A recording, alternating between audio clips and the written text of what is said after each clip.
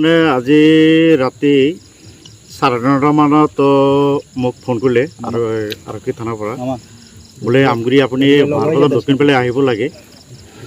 Phone পাই পিনে পিছত মই আৰু মোৰ লগত মই ভিডিঅ' এজন লৈ আহিলোঁ। আহিখিনি চাব পালোঁ লালচান নামৰ মানুহ এজন বা এই ভাং বস্তুটো এৰি ওজন কৰোঁতে তাৰমানে তাক হাতে লোটে তাৰমানে আমাৰ আৰক্ষী তৰফৰ পৰা সিহঁতে কলেজৰ পৰা আহিছিল, আহিখিনি ধৰিছে। মোক কথাষাৰ ক'লে ময়ো তাৰমানে বস্তুটো বুজিলোঁ।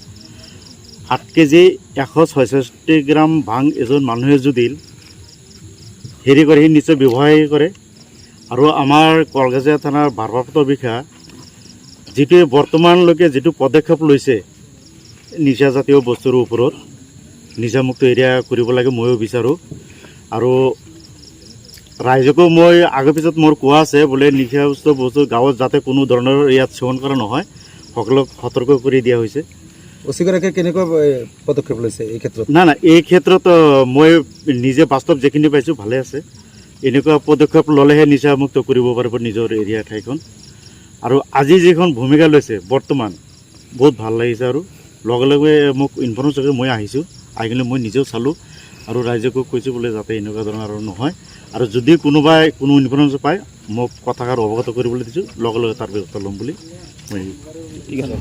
লালচান বুলি নাম, তাৰ বাপেকৰ নাম হ'ল মহৰ আলী। গাঞ্জা লৈ আহিছিল, গাঞ্জা লৈ আহিল এইটো ঘৰত আহিছে, অহাৰ পিছত ইয়াতেই ধৰা পৰিছে। পুলিচে ওজন কৰিলে 8 কেজি 166 গ্ৰাম। এনে পুলিচে চেছ কৰি লৈ গ'ল। আমি খবৰ পালোঁ, আমি আৰু গাঁওবুঢ়া আহিলোঁ, আহি গ'লোঁ, আমি চব সমজাই দিলোঁ। আৰু পুলিচ কলগাছিয়া পিঁয়াজ গাঞ্জাৰ ব্যৱসায় কৰে নেকি তেওঁ? গাঞ্জাৰ ব্যৱসায় বুলিতো নহ'লে 8 কিলো 8.5 কিলো মাল মানে ঘৰত ৰাখে নেকি? লালচানে লৈ আহিছে, তাতে ওজন কৰি আছে, ওজন কৰাৰ সময়ত ধৰা পৰিছে।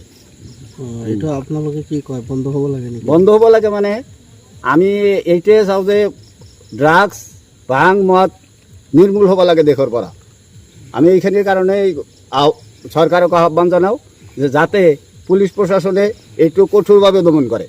এই অচিগৰাকীয়ে কেনেকুৱা এনেকুৱা কি কৰি আছে, এনেকুৱা কৰি আছে নেকি? এই ড্ৰাগছ গাঞ্জা এইবিলাকৰ বিৰুদ্ধে কেনেকুৱা কৰি আছে? আমিতো বৰ্তমানে আজিয়ে দেখা পালোঁ, ইয়াৰ আগতো ক'ত বা ধৰিছে না ধৰিছে সেইটো মই নাজানো, কিন্তু আজি আমাৰ গাঁৱত আহিছে, আমি পালোঁ। বৰ্তমানেতো আজিৰ কাৰণে ঠিকেই আছে, দেখোন ঠিকেই আছে, আজিৰ কাৰণে ঠিকেই আছে।